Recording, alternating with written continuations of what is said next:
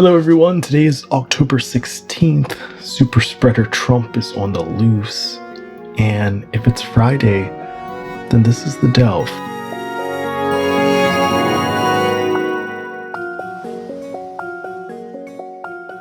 Welcome back. There are 18 days until Election Day. More than 14 million Americans have already voted. We have a lot to get to today. We're unpacking the Supreme Court nomination hearings from Trump appointee Coney Barrett. And we're also speaking with Cathy Kunkel, the Democratic candidate for West Virginia's 2nd Congressional District. We're also going to continue following up on Patient Zero, aka Donald Trump. He's been back on the loose this week, holding rally after rally and threatening to kiss people. But first we begin with the Coney Barrett hearing. It's been a lot. The Senate Judiciary Committee has been meeting 10 hours each day over the course of the last 4 days, asking, or trying to at least ask, the nominee her stances on a wide range of legal topics and important issues. From the beginning, this was always going to be a contentious hearing. Republicans are ramming through this lifetime appointment to the Supreme Court with just a few weeks until Election Day. And contentious it was. This hearing is not normal. It is a sham. It is a rush to put in a justice. The last time that we had a vacancy so close to an election was when Abraham Lincoln was president. And he made the wise decision to wait until after the election. The last time we lost a justice so close to an election. That's what he did. Today, we are 21 days from the election. People are voting. Millions of people have already cast their ballots. And I go to the words of Senator McConnell. The last time we had a situation in election year, he said, the American people should have a voice in the selection of their next Supreme Court justice. Therefore, this vacancy should not be filled until we have a new president. That set the precedent that so many of you have embraced. This hearing has brought together more than 50 people to sit inside of a closed-door room for hours while our nation is facing a deadly airborne virus. This committee has ignored common-sense requests to keep people safe, including not requiring testing for all members, despite a coronavirus outbreak among senators of this very committee. By contrast, in response to this recent Senate outbreak, the leaders of Senate Republicans rightly postponed business on the Senate floor this week to protect the health and safety of senators and staff. Mr. Chairman, for the same reasons, this hearing should have been postponed. What we are seeing here is an exercise of just raw political power. You are moving ahead with this nomination because you can. There are very few written rules around here. The most important rules are the unwritten ones. The most important of those rules is you keep your word. We all know that the United States Senate works, and our democracy really works, because people keep their promises.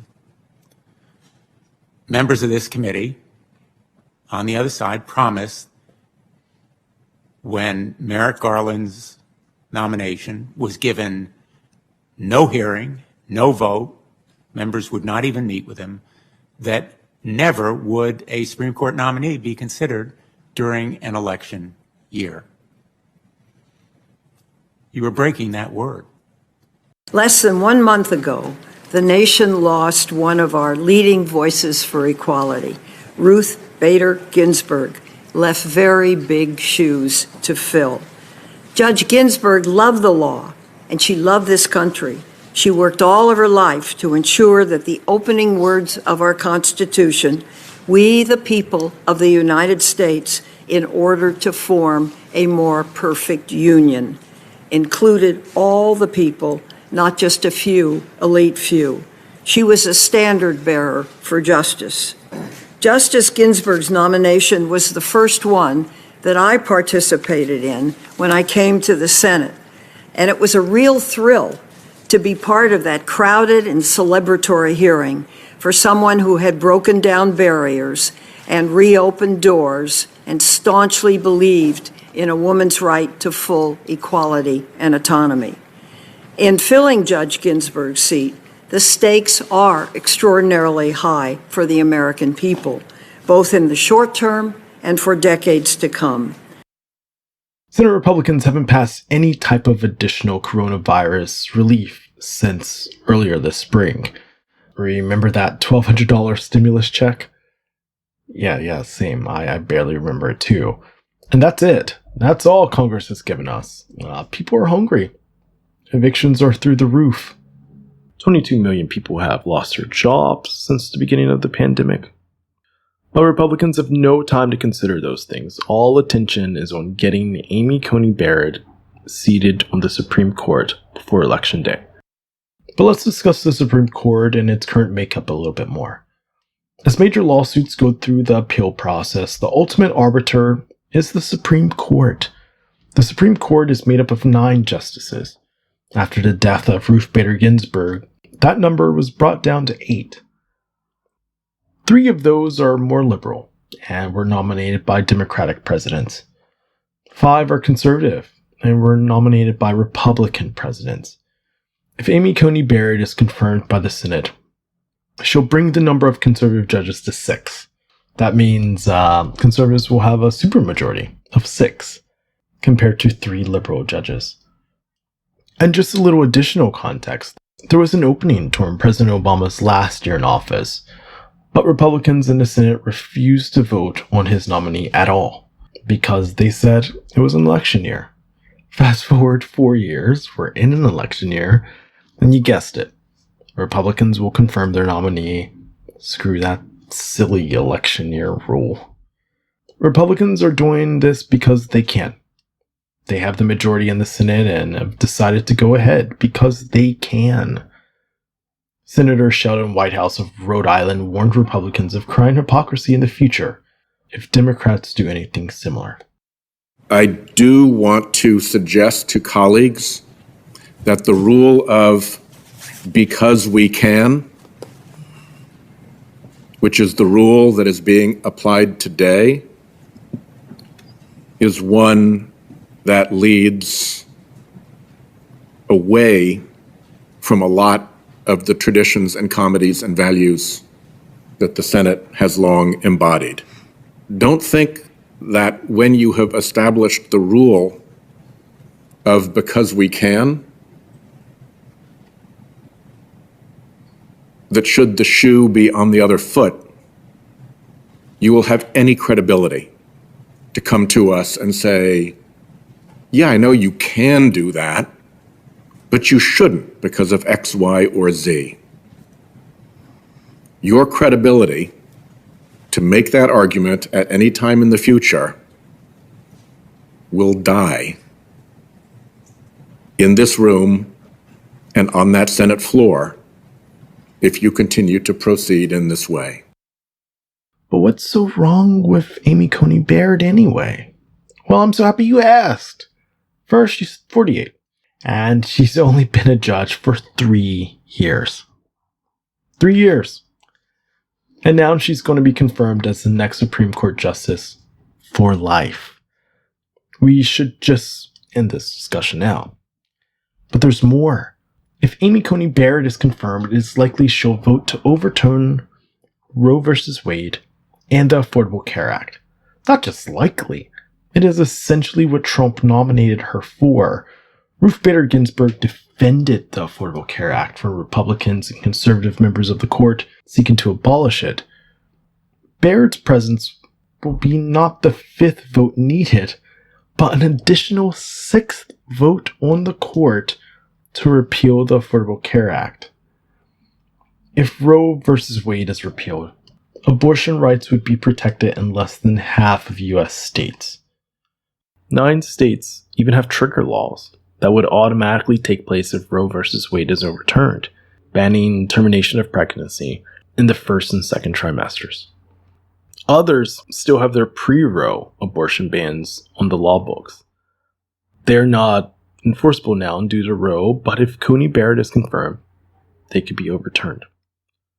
Pre-existing conditions would no longer be covered, But so long as Amy Coney Barrett gets confirmed into the Supreme Court, Republicans don't seem to care. We're also in a global pandemic. Ending the hearing, our favorite senator, Mr. Lindsey Graham of South Carolina, had this to say. I'm going to tell you about where I grew up. I don't know why. It just seems to be a good way to end this thing. It's got nothing to do with anything.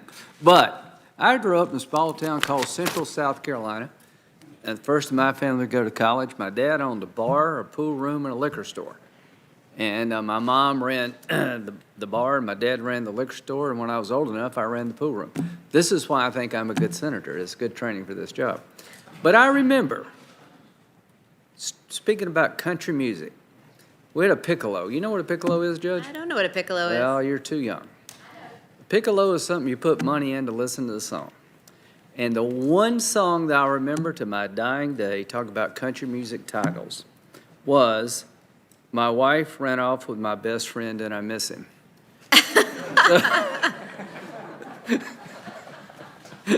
So this is a wonderful country.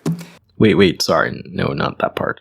Democrats generally look at people of a disposition like Justice Sotomayor and Kagan. Y'all have a good chance of winning the White House. I don't know where the polls are going to be. Thank you for acknowledging that. Yeah, I think it's true. I think the public will go into the voting booth and they'll say, okay, I've seen the kind of judges Democrats will nominate. I've seen the kind of judges Republicans will nominate. And that will be important to people.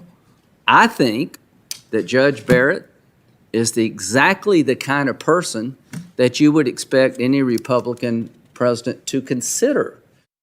First of all, Senator Graham, I'm sure the Biden-Harris campaign thanks you for this strong endorsement. Second, Senator Graham is in an extraordinarily close race for re-election in South Carolina. He's running against an incredible guy named Jamie Harrison.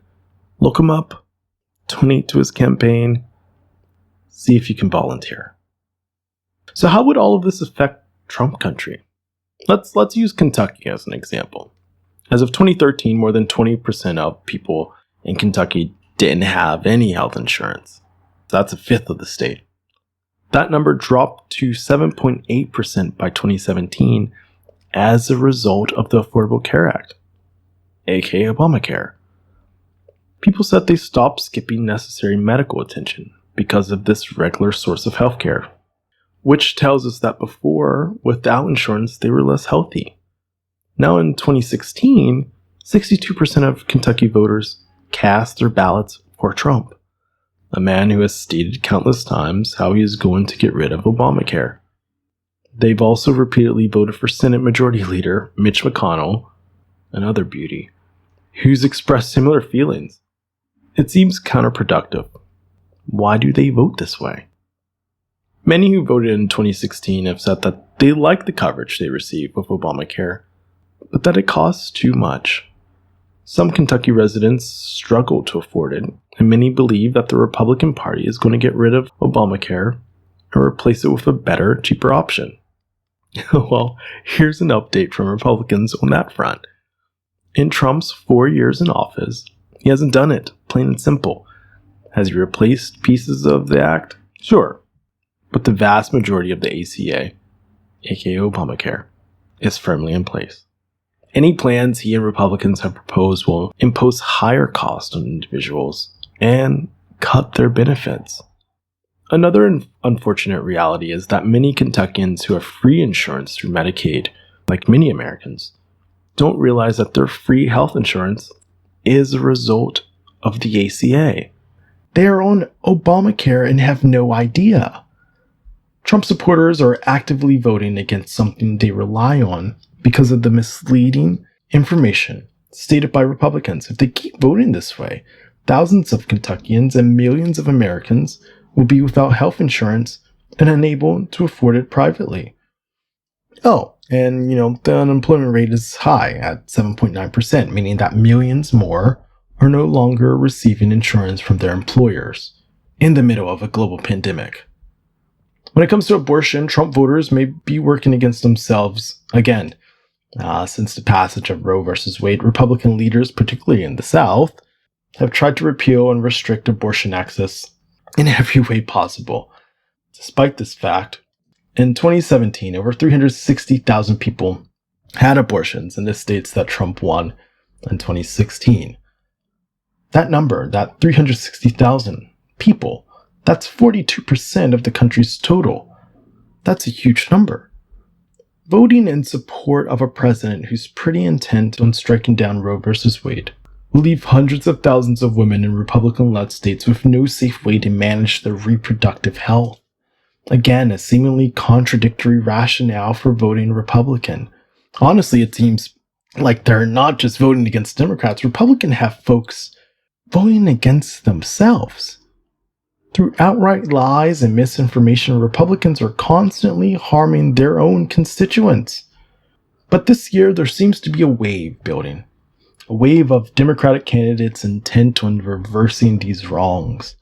I got the chance to speak with one of them. Cathy Kunkel is running for the House of Representatives to represent West Virginia's 2nd District. We talk everything from healthcare to environmental justice to running a campaign during a pandemic. Let's have a listen. Hi, Cathy. Thank you for coming past the Delve today. How are you? I'm doing well. Thank you so much for inviting me. Yeah, absolutely. So tell me a little bit about yourself, your district, and all that good stuff. Absolutely. Yes. So by way of a little introduction, I'm Cathy Kunkel. I'm the Democratic candidate for Congress in West Virginia's 2nd District.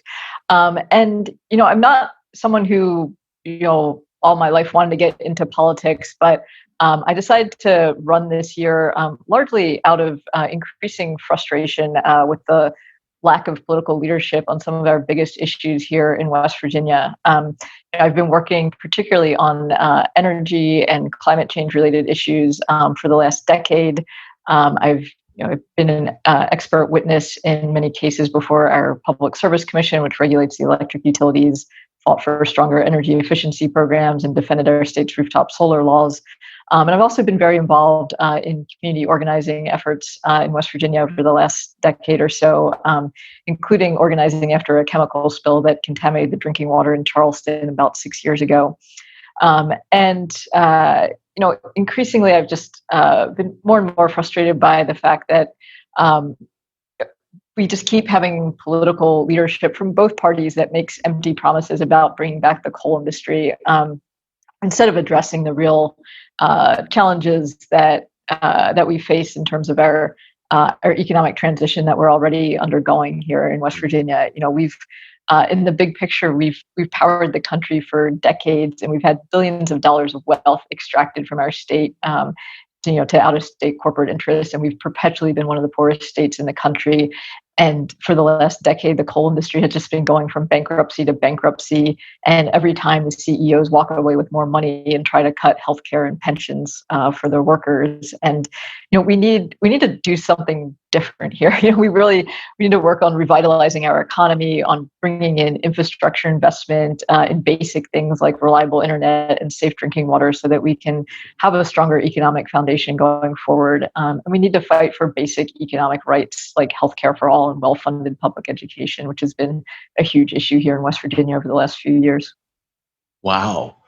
And there's also a pledge that that you signed up on. It's West Virginia Can't Wait. Can you tell me a little bit about that? Yes, so I'm really glad you brought that up, because that is also one of the things that inspired me to throw my hat in the ring in this race this cycle. So West Virginia Can't Wait is a coalition of candidates who have all signed on to this pledge to not take corporate money in our campaigns.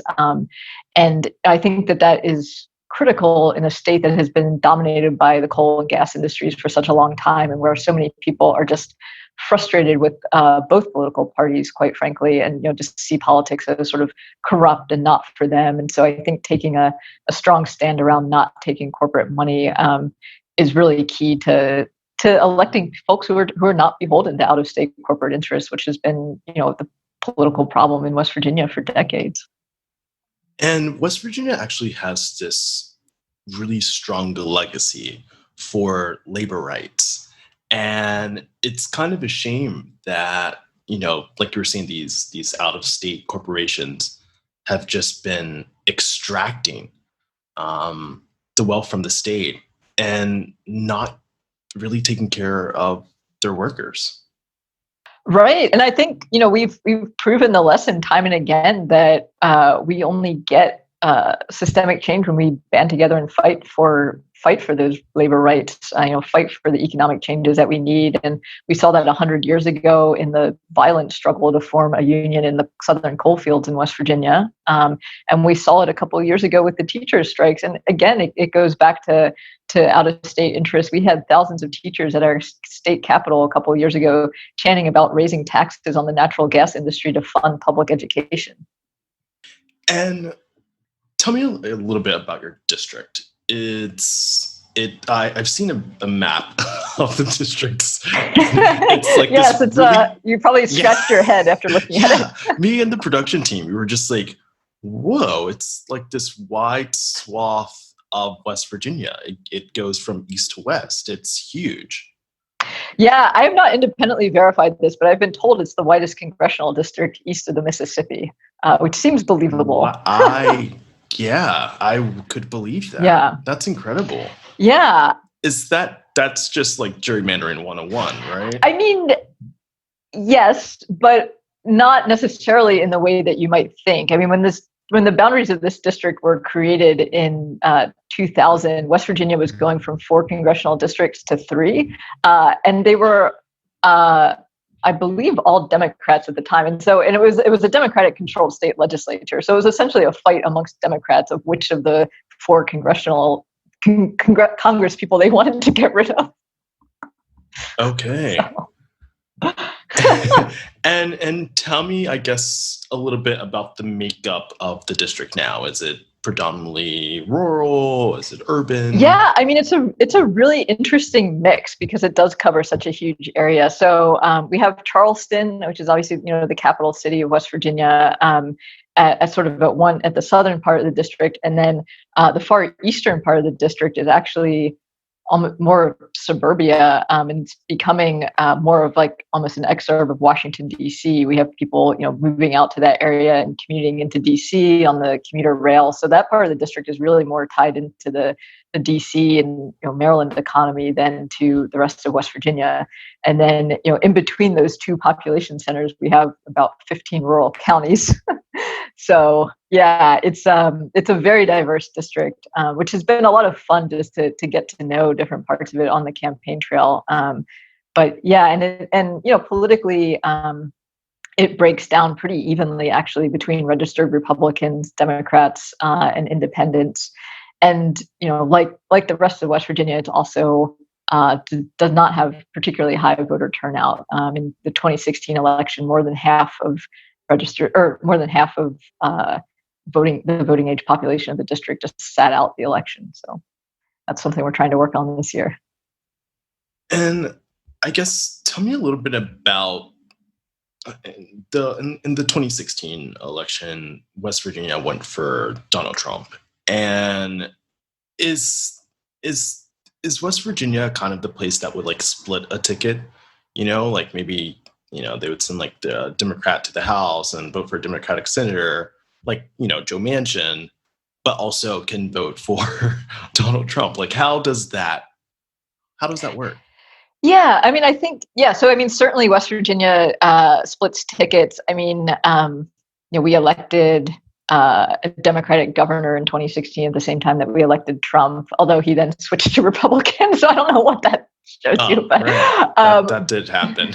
Yes, that did happen. But in the bigger picture, I think this whole narrative of West Virginia as, Trump country and just like deeply red is a pretty problematic narrative. I would say West Virginia is much more anti-establishment than anything. People who are very frustrated with both political parties that have abandoned the concerns of rural America by and large. And certainly West Virginia has been, for decades, one of the poorest states in the country. And, the Democratic Party controlled the state legislature for 80 years from the New Deal era until 2014. And, again, during that time period, we were one of the poorest states in the country. So I understand people's frustrations with the Democratic Party in West Virginia. Unfortunately, the Republican Party obviously does not offer any real solutions to people's economic pain either. But but I do think that West Virginia is the place that obviously can split tickets and does split tickets, and it's also the state that led the nation in a wave of teacher strikes. So it's a lot more complicated than just saying that we're Trump country. Right. I think that's actually, it speaks to kind of like the independence and, kind of like that anti-establishment streak that you were speaking to, where, a voter in West Virginia is capable of saying, I'm going to look at this ticket. I like this person. I don't like this person. It's not necessarily about party. That's good. Yeah, no, I think it's great. Yeah. I mean, I wish we could get a little bit further away from party politics in general. Yeah, exactly. That's pretty incredible. And in West Virginia, there's actually Democrats have the advantage with registered voters compared to Republicans, but there's also just this large independent voter bloc. Right. And I mean, if you look back over the last 20 years or so, I mean, Democrats used to outnumber Republicans in terms of voter registration about 2-1. And it's pretty much even now. But the vast majority of the folks who've defected from the Democratic Party have therefore gone into no party affiliation. So no party is the fastest growing party in West Virginia. Right. That's incredible. How does a Democrat speak to these voters? What does it take to get a voter to split their ticket? I mean, we'll find out, but I mean, I think it's just speaking to the everyday concerns of people. It's not about Democrat versus Republican. It's about top versus bottom. It's about the massive inequalities in our country. It's about the fact that so many families in West Virginia have trouble accessing healthcare or don't have reliable internet, or have poorly funded education and can't afford to hire enough teachers in the county. It's speaking to those very real material issues that frankly both parties have neglected in our state for too long. That I think will help us win in November. That, and again, not taking any corporate money, which I think again speaks to the independence that voters want to see in their politicians and should demand, quite frankly, because we've got far too many politicians in DC who are just there to do the bidding of lobbyists. Right. And your work on the ground when you're speaking to voters, how do they feel about the president? Do they have a bit of regret? Or are they like, oh gosh, we really, wanted an anti-establishment candidate, some outsider, but he's really left us behind? Or are they still like, oh, maybe we should give him 4 more years? I mean, I don't think there's one consistent narrative on it. I think there's certainly some diehard Trump supporters in West Virginia. I mean, he's got a good base here. He's also got a strong base of people who are not fans of the president, and again, a lot of people who just didn't vote for him and or didn't vote at all, and still are skeptical about voting and didn't see their lives improve dramatically over the last 4 years, to say the least. I think that's probably true of the vast majority of people in the country. And there is that segment of voters, I think particularly older voters, who have been kind of quietly less supportive of the president than they may have been 4 years ago due to the pandemic and other things. Mm-hmm. And how is the pandemic, I guess, affecting the campaign? Yeah, I mean, the pandemic makes everything more challenging, and campaigning included. And it's frustrating to not be able to go to all the events that we would have gone to in a normal year and be able to meet voters that way. So it's made it harder to meet people, and we've had to change our field strategy. Our volunteers have written and sent close to 80,000 postcards to voters across the district, which has been it was really an incredible effort, and it's been really well received too. We've gotten phone calls from people who've gotten our postcards and thanked us for reaching out and that kind of thing. And so in the last few weeks, we're doing a major push on phone calls and texts to voters. So we're doing what we can, and we're doing some lip drops at people's doors and things, but nowhere near the scale of canvassing that we had thought we were going to be doing a year ago. And I guess, do you see any type of in-person campaigning happening between now and November 3rd? I mean, we're doing some. I mean, we've done like 24 outdoor town halls over the last couple months. Oh, wow. Yeah. So yeah. I mean, we're definitely getting out there. I was actually just at an outdoor NAACP meeting last night. So we're going to events that are happening. It's just the volume of them is much lower than it would have been in a normal year. So. Right. And then what about the pivot, I guess, into kind of like the social media space? How has that been? Yeah, absolutely. I mean, we've been doing a lot with social media advertising and, we've been a lot, obviously, during the pandemic and continuing. There's a lot more Zoom-based events and things. But, I think, it is what it is pandemic wise, but we've been getting a good reception to our social media ads. We've gotten, we had a really great video team from Southern West Virginia working on our social media content. It's been going really well. Oh, good. Yeah. I have a question. We hear politicians, I guess, when they're, I don't know why they always go down this rabbit hole of we're going to close the coal mines. And I think it turns off a lot of folks, especially who have, been in that industry for generations and, now becomes just part of the heritage of these communities. When voters hear not so much we're going to close coal mines, but we need to pivot to other industries, are they receptive to that? Are they? I think they're both. I think there's both a receptiveness and like a little bit of skepticism in the sense of like, well, yeah, show me that this can actually happen, kind of thing, because there has been a lot of talk and no action to date. But I think, as I mentioned earlier, I mean, the coal industry has been declining here for the last decade, pretty dramatically. I mean, we've seen a lot of bankruptcies in Southern West Virginia, and I think people more and more see the need to bring in new things. And, it's very obvious in many communities, obviously, that there's basic infrastructure needs too. And so, yeah, I mean, I think it's not really like a question about needing to revitalize our economy in West Virginia, but it's, how do we do that? And how do we do it in a way that is fair to workers and families, and make sure that people get the health care and the pensions and Black lung benefits that they are owed. So it's not so much necessarily that the voters are hesitant to change their industries. It's more like, okay, we've heard this before. Politicians have been saying this for years. We're going to pivot to another, different types of industries and bring back these jobs, and it never happens. Do you think maybe that's yeah, I think it's don't turn out. Right. I think it's there's a skepticism of like, is green jobs like actually a real thing? And if you have a job, a bird in the hand is worth two in the bush. So, but yeah, I mean, I think there's a growing recognition that the coal industry is not coming back in West Virginia, that it's not going to be what it was a few decades ago, and that we need to do something different. And it's a question of what and how we're going to do that. Because it's not a question of are we going to transition. The transition is happening. It just hasn't been managed well at all.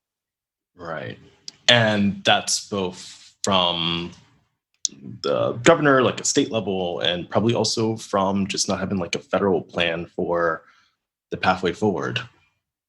Absolutely. And I mean, I would put more of the blame, honestly, on the lack of a federal response, because, it's a poor state, as I've said repeatedly. The billions of dollars of infrastructure investment are much harder to come up with at the state level. But, to come up with a plan for economic transition in coal communities in terms of the federal budget is really a drop in the bucket. And the federal government has experience with similar things in the past too. I mean, the Department of Defense has run a multi-billion-dollar program to help communities with economic transition when a military base closes in a community. It almost makes you wonder, what have the politicians been doing, for decades and decades and decades? Why have they not had more resources. I mean, I think they've been taking money from the coal industry. Yeah, and it's like, why haven't you guys had more resources directed towards your state or fought for those things? But wow. Yeah, I mean, I think both parties in West Virginia have been captured by the coal and natural gas industries for a long time, and so there's an easy narrative to tell people about a war on coal, and easy political points to be scored by talking about that, but that really doesn't help people in the end. And that just sounds really hostile. Right. This when you hear someone say, "Oh, this is a war on the coal," it's like, oh gracious, like it sounds like you're declaring war on the people. Right. Well, I mean, that's how that narrative has been manufactured by the coal industry. To say that Obama and others have declared this war on coal, where in reality, it's mostly the natural gas industry that destroyed coal financially over the last decade. And you're also saying that you have a lot of experience in kind of like the environmental space. Do you see kind of like it plausible to have that pivot if there are like the resources, or what does that look like? Yeah, absolutely. I mean, there's billions of dollars of work to be done, and thousands of good paying jobs just in West Virginia in environmental restoration work. I mean, the amount of work that could be done to clean up streams that have been damaged by acid mine drainage, to clean up unlined coal ash pits, to try to reforest surface mine sites. I mean, there's a huge amount of work to be done, and I feel like we never talk about environmental restoration. That sounds incredibly fascinating. Yeah. I think it's hard to not think about it if you go around some areas of southern West Virginia. But I agree. I agree. It's really lacking in the national conversation. Wow, I literally think this is the first time I've ever talked about it ever.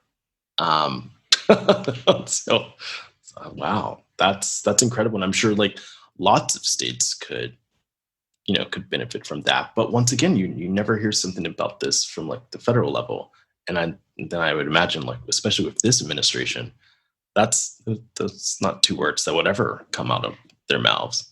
No. I mean, and there's been a bill that's been languishing in Congress for a while called the Reclaim Act that would put about $1 billion into mine reclamation in Appalachia, and it's just been sitting on someone's desk for several years at this point. Wow.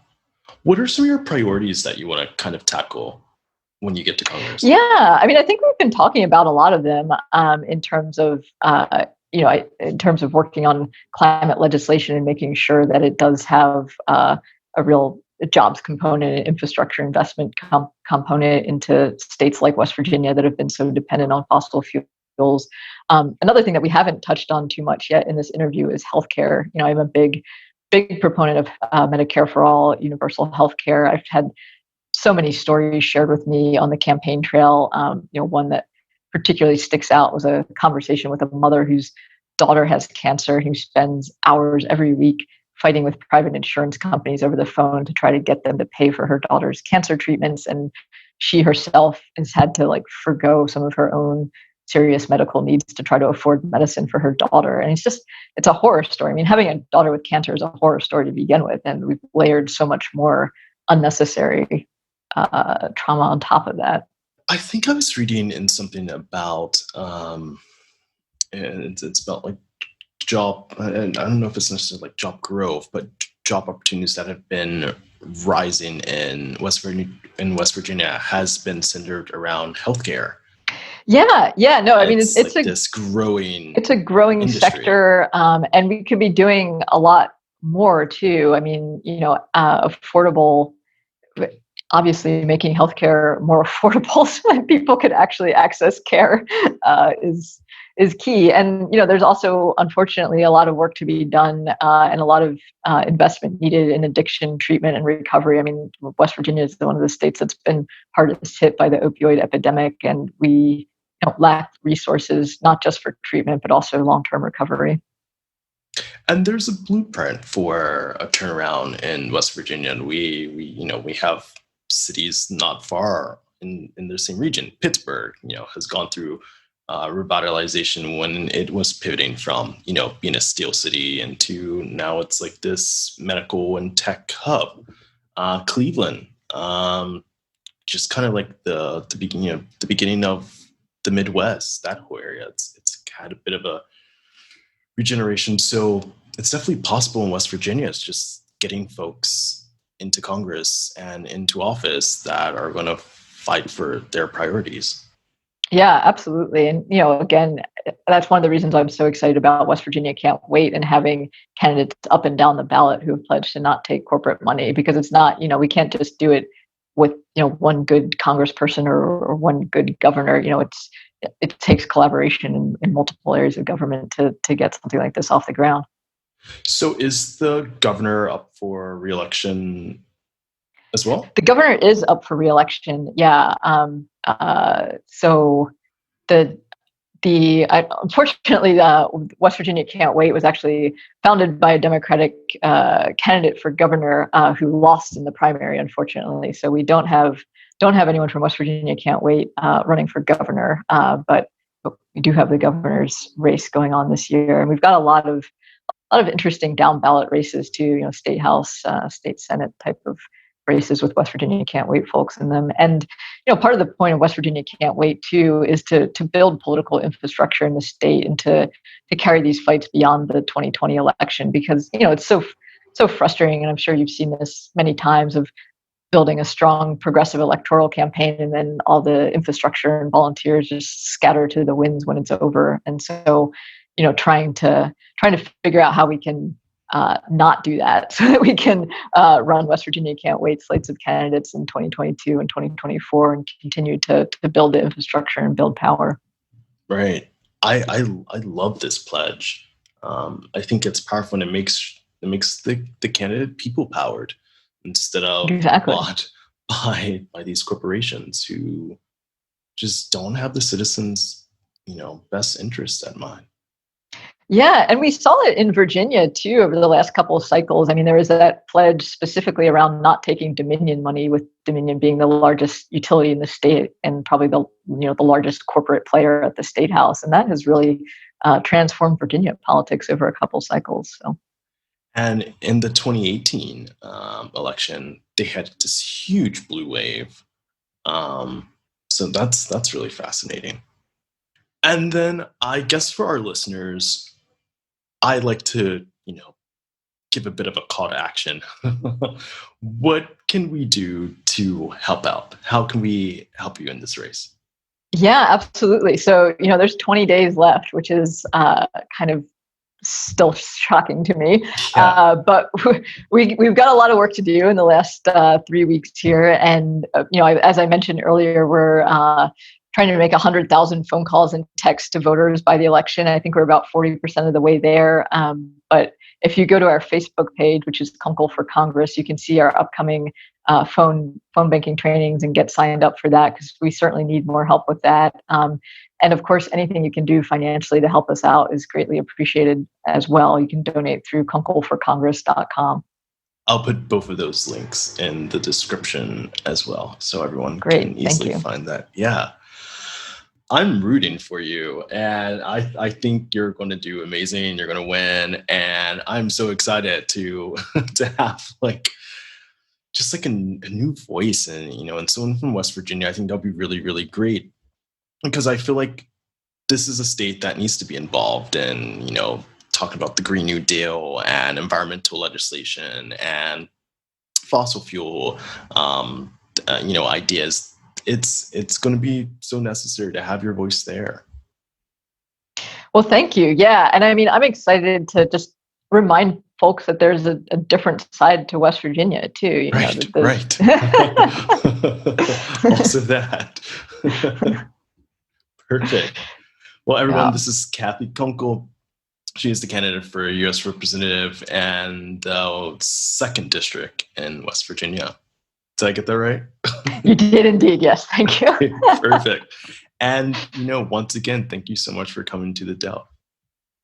Absolutely. Thank you so much for having me. It's been fun. We now pivot back to our super spreader in chief, Donald J. Trump. Trump has just recuperated from COVID-19 himself. And as he was leaving Walter Reed Medical Center, he tweeted, "Don't be afraid of COVID. Don't let it dominate your life. I feel better than I did 20 years ago." A little tone deaf, considering 218,000 of our fellow Americans have died, and there are now 8 million cases. Those numbers are just staggering. Here's a list of all the things that President Trump has that you probably don't. First, an on-demand helicopter to get him to care quickly. Second, access to unauthorized experimental treatment. Third, a fleet of doctors and 24/7 attention. Fourth, the president has his own medical suite at Walter Reed and an extensive clinic in his own home. And fifth, he doesn't have to worry about the cost of any of this. If you have all of these things, then sure, I suppose it's pretty easy to say, don't be afraid. You know who didn't have all of these privileges? Former New Jersey Governor Chris Christie. He just left the ICU after 7 days and is now urging Americans to wear masks. The more you know. Trump is already on the campaign trail. When he first began traveling again last weekend, it wasn't even exactly clear if he was still contagious. But that didn't stop our favorite president from threatening to kiss his supporters. But it's great to be back in my home state, Florida, to make my official return to the campaign trail. See, fortunately, I'm not an old person. I'm very young, and I'm in such perfect shape. Right? I'm in such great shape. I said that the other day. What do you do? I said, well, I'm very young, and I'm in great shape, perfect shape. And they said, Donald Trump misrepresented today again. He said he was in great shape, but he's very young. These people are the sickest of them all. One thing with me, the nice part, I went through it. Now they say I'm immune. I feel so powerful. I'll walk into that audience. I'll walk in there. I'll kiss everyone in that audience. I'll kiss the guys and the beautiful women and everybody. I'll just give you a big fat kiss. Eek. Last night, Trump and Biden held dueling town halls and faced questions directly from voters. Let's hear a bit of the highlights. President Trump Town Hall. Welcome to our town hall with Joe Biden. Mr. Vice President, welcome to you. Good to be with you. Welcome, Mr. President, and thank you for being here. That was very well stated, I have to say. Good job. Do you have any remaining symptoms from COVID? Nothing whatsoever. I'm great. I feel good. And you don't know if you took a test the day of the debate? Possibly I did. Possibly I didn't. We're in a situation where we have 210,000+ people dead.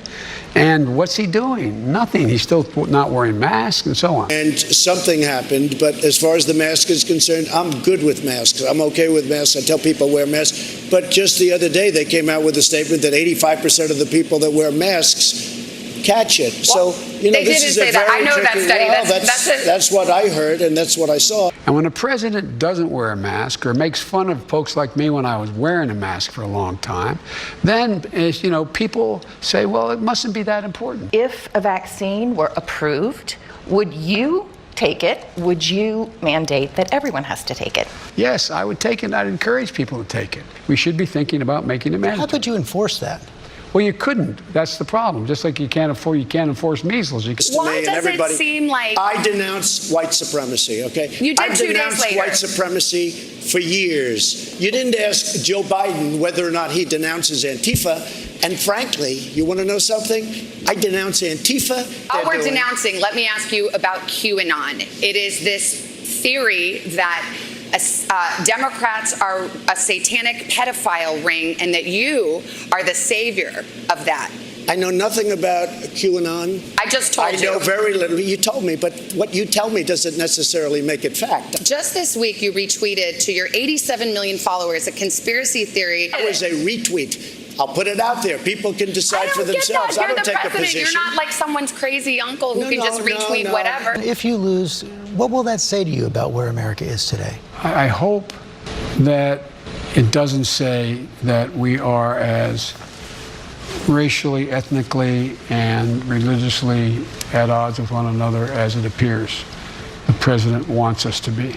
They're talking about ballots that are corrupt, that are fraudulent. And your own FBI director says there is no evidence of widespread fraud. Well, then he's not doing a very good job. What do you say to those Americans to maybe tell them why you want the corporate tax rate lower and why that helps them? It's a great question. We've created more jobs than this country has ever created. And if Biden comes in and raises taxes on everybody, and you'll end up with a depression, the likes of which you've never had. He talks about a V-shaped recovery. It's a K-shaped recovery. If you're on the top, you're going to do very well. If you're in the middle or the bottom, your income is coming down. The Trump administration has attacked the rights of transgender people. How will you, as president, reverse this dangerous and discriminatory agenda? I will flat out just change the law. There should be zero discrimination. I've done more for the African American community than any president, with the exception of Abraham Lincoln. We shouldn't be defunding cops. We should be mandating the things that we should be doing within police departments and make sure there's total transparency. Trump's already pushing for more rallies, and his public schedule shows super spreader events coming up all across the country, starting in Florida, Georgia, Michigan, Wisconsin, Nevada, Arizona, and that's just between now and Monday. Everyone, please take care of yourself and one another. Wear a mask. Thanks for listening in. Please try to vote early if you can in your state. I'll see you all next Friday. This is The Delve.